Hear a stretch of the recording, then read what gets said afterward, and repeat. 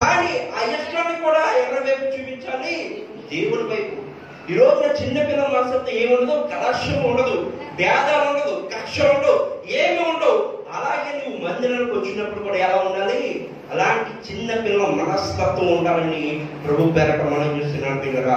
ఈ రోజు ఎందుకు ఈ మాట యోహాను ఎందుకు బయటకు వచ్చిందంటే, నీవు సన్నిధిలో నువ్వు పెద్దవాడివైనా కావచ్చు, చిన్నవాడిగా కావచ్చు, వృద్ధాప్యంగా కావచ్చు, కానీ దేవుడి సన్నిధిలో ప్రతి ఒక్కరూ చిన్న పిల్లల సమానము అని యోహాను మనకి బయలుపరుస్తున్నాడు.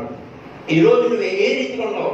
ఈ రోజు నాకంటే గర్వంతులు లేడు, ధనం లేడు, నాకంటే బాగా పాడేవారు లేరు, నాకంటే బాగా వాయించేవారు లేరని వెర్రవేయచ్చు. కానీ ఒకనొక రోజున ఆ గర్వాన్ని నేను చేస్తుంటే ఏదో ఒక రూపంలో నిన్ను తొక్కేస్తాడు.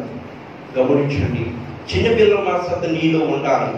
చిన్నపిల్లల సంబంధము ఎలా అయితే మీరు దేవుని సంబంధాలని ఎలా అయితే స్పష్టంగా చెప్పారో, నువ్వు నేను మీరు తల్లిదండ్రుల సంబంధాలను ఎలా అయితే గుర్తింపు వచ్చిందో, ఆ పరలోకమైన యేసు ప్రభు కూడా ఈయన నా బిడ్డ, ఈయన నా కుమారి అని చెప్పారంటే సంబంధంగా ఉంటే నిన్ను బహుగా ఆశీర్వదిస్తాడు. దేవుని నామమునకు స్తోత్రం గాక. హల్లెలూయా. కింద చదువుతున్న అదే వచనంలో కదా, మీలో ఉన్నవాడు లోకములో ఉన్నవాడి కంటే గొప్పవాడు కనుక మీరు వారిని గ్రహించి ఉన్నారు. చాలు ప్రియులారా, ఇక్కడ ఏం చెప్తుందంటే, నీ భూలోకంలో ఉన్నవాడి కంటే గొప్పవాడు ఎవడు? నా ప్రభువైన యేసుక్రీస్తు. ఈరోజు గొప్పడు, గొప్ప పేరు సంపాదించవచ్చు, గొప్ప ధనం సంపాదించవచ్చు, గొప్ప కారు కొనవచ్చు, లేదా గొప్ప బిల్డింగ్లు కట్టచ్చు, కానీ ఆ గొప్ప ఈ భూలోకమే. కానీ ఆ పరలోకమైన గొప్ప ఎక్కడి నుంచి వస్తుందంటే, దేవుని ఆత్మ మనలో ఉన్నప్పుడే ఆ గొప్ప పేరు వస్తుంది. ఈ రోజున చాలా మంది బాప్తిసాలు తీసుకోవచ్చు, లేదంటే భక్తిగా జీవించవచ్చు, లేదంటే క్రమంగా మందిరం రావచ్చు, క్రమంగా సన్నిధిలో కూర్చుని సాధనము, లేదంటే కూర్చుని సత్రము, లేదంటే దేవుని పరిచయం చేయడము కాదు, కానీ గొప్పగా ఉంటే విధేయత. ఈ రోజున మనలో విధేయత ఉండాలి. ఆ గొప్ప దేవుని ఆరాధిస్తున్న మనము అలాంటి స్వభావం మనలో ఉంటే దేవుడు మనల్ని ఎంతగా ఆశీర్వదిస్తాడని ప్రభు పేరట మనం చేస్తున్న పిల్లరా. ఈ రోజున దేవుని మాటలు వింటున్నాం, దేవుని క్రియలు మనం చూస్తాం, కానీ ఆయన దేవుల్లో ఉండే కొన్ని స్వభావాలు మనలో ఉంటే దేవుడు నిన్ను ఆశీర్వదిస్తాడు పిల్లరా. ఈ రోజున ఆత్మ ఉంటుంది ప్రతి ఒక్క జీవితంలో. ఆత్మని మీ అందరికి ఆత్మలోనేమా? ఆత్మలోనే మీ అందరికీ ఎవరైనా లేదా చెప్పండి, లేదంటే మీ కొరకు ప్రార్థన చేస్తాం, లేదంటే ఆత్మ వచ్చేలాగా. మన జీవితంలో ఆత్మ ఉంటుంది, శరీరం ఉంటుంది. ఈ ఆత్మ శరీరం ఏం చేస్తుందంటే, మనం చెప్పే మాటలు వింటది. ఆత్మ అంటది, ఒరే దేవుని మందిరం వెళ్ళు, అమ్మ నువ్వు దేవుని మందిరం వెళ్ళు, దేవుడితో భక్తిలో ఉండంటే శరీరం అంటది, ఈ రోజే కదా మంచి సీరియల్ వస్తుంది, ఈ రోజే కదా మంచి ఒక షో వస్తుందని చెప్పేసి మనం ఏం చేస్తుంది, శరీరం ఆకర్షిస్తుంది. కానీ ఆత్మ అంటది భక్తిలో కొనసాగంటది. ఈ ఆత్మ ఎక్కడి నుంచి వస్తుందంటే, నీ భూలోకంలో ఉన్నవాడి కంటే గొప్పవాడు కాడా. ఆ గొప్పవాడు ఉన్నప్పుడు మన జీవితంలో ఎప్పుడు వస్తాడంటే, ఆత్మ శరీరం ఒకటైనప్పుడు నువ్వు పరిశుద్ధంగా జీవించి మందిరంలో విధేయతగా, ప్రభువా నాకు ఈ సమస్య ఉంది, ప్రభువా నాకు ఇబ్బంది ఉంది, ఎంతగానో కరోనా వ్యాధి అనేక మంది పోతున్నారు, కానీ నన్ను బ్రతికించబట్టే ఏదో ఒక కారణం ఉంది, నన్ను బలంగా వాడుకో ప్రభుని ప్రార్థించండి కదా. ఈరోజు గొప్ప గొప్ప ఏమీ అవసరం లేదు. ఆ గొప్ప అంటే ఏది లేదు, కానీ ఆ గొప్ప దేవుడిని ఆరాధిస్తున్నప్పుడే ఆ ఆత్మ ఎవరిలోకి వస్తుందంటే మనలోకి వస్తుంది. ఈ రోజున చాలా మంది జీవితంలో ఎంతో మంది అంటారు, body is present, mind absent అంటారు. మనసు ఎక్కడ ఉంటుంది, ఎంతో ఆలోచనలు ఎక్కడికి వెళ్ళిపోతాయి, ఎంతో ఆలోచనలు. ఎంతగానో అమ్మా ఈరోజు ఏం చెప్పే వాళ్ళు అంటే, ఏమని పాస్టర్ నాకు తెలియదండి, మీరు వెంటనే అలా అనేసి నేను ఎలా చెప్పేస్తానండి అంటారా? అంటారా? ఇలాంటి దినంలో భయంకరమైన దినాలు, అపాయకరమైన దినాలు నీ జీవితంలో ఏ రీతిలో ఉన్నా ఒకసారి గమనించండి. అదే ఆశ్చర్యంలో నుంచి ప్రియులరా, అదే 13:24 చదువుతో ప్రియులరా, ఆయన ఆజ్ఞలను గైకొనువాడు ఆయన యందు నిలిచియుండును, ఆయన వాని యందు నిలిచియుండును, ఆయన మనని ఎడల మన యందు నిలిచి ఉన్నాడని ఆయన మనకు అనుగ్రహించిన ఆత్మ మూలముగా తెలుసుకుంటున్నాను. చాలు ప్రియులరా, మనమంతా ఏమి తెలుసుకోవాలంటే ఆత్మ మూలంగా మనకేం చెప్తున్నాడు, తన ఆత్మని ఇవ్వాలని ఆశపడుతున్నారు.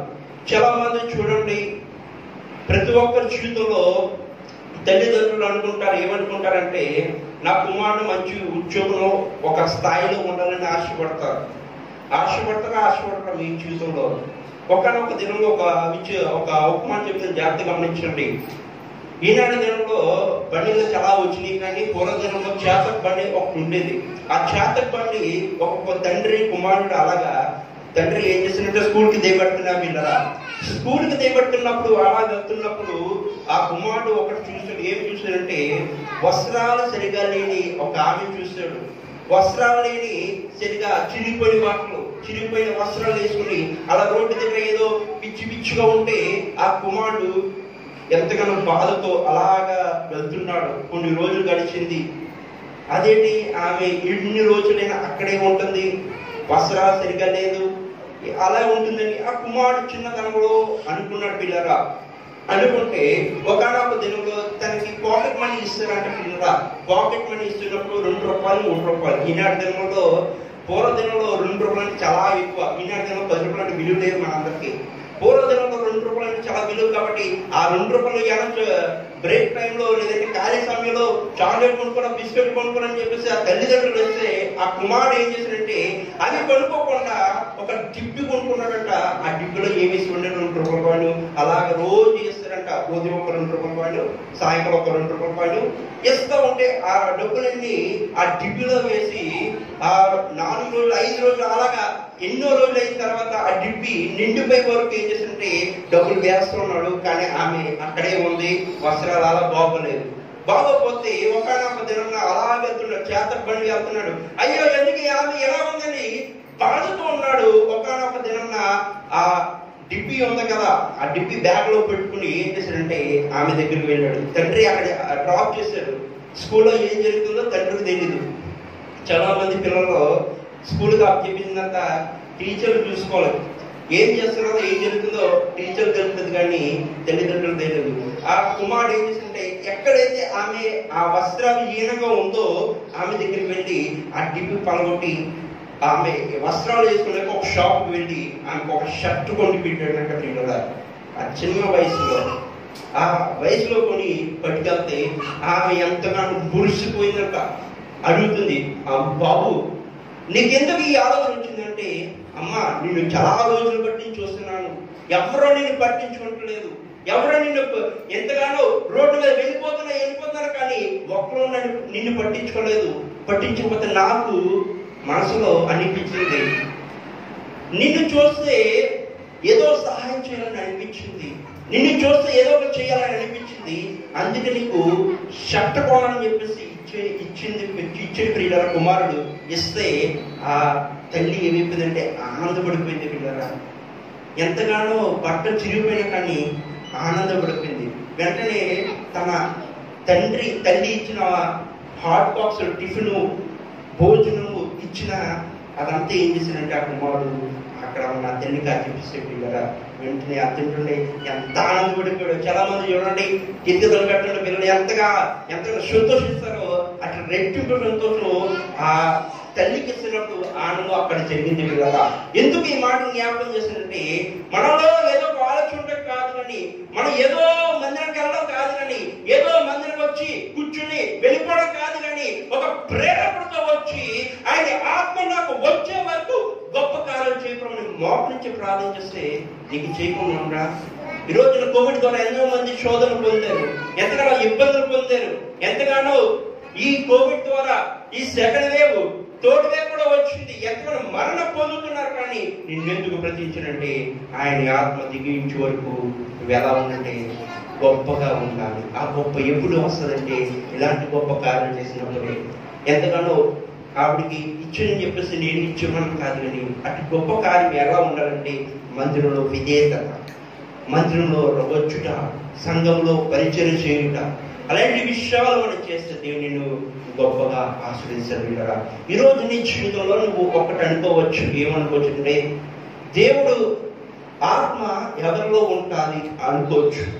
దేవుడు ఆత్మ ఎవరిలో జీవిస్తుందా అనుకోవచ్చు. ఎవరిలో జీవిస్తుందంటే, ఎవరైతే నీతిగా నిజాయితీ ఉంటారో, ఎవరైతే భక్తిని కొనసాగిస్తారో వారి జీవితంలో ఎవరు ఉంటారంటే దేవుని ఆత్మ ఉంటుందని ప్రభు ప్రేమగా చెబుతున్నాడు వీళ్ళరా. ఈ రోజున ఆత్మ ప్రతి ఒక్కరు కావాలి. ఆత్మ లేకపోతే మనం బ్రతకలేము. మట్టిలోనే పుట్టాం, మళ్ళీ ఎక్కడికి వెళ్తాం? మట్టిలోకి చేరుతాం. అటువంటి మట్టి అనే జీవితాన్ని కొరకు ఆశపడడం కాదు, కానీ ప్రభు అయిన జీవం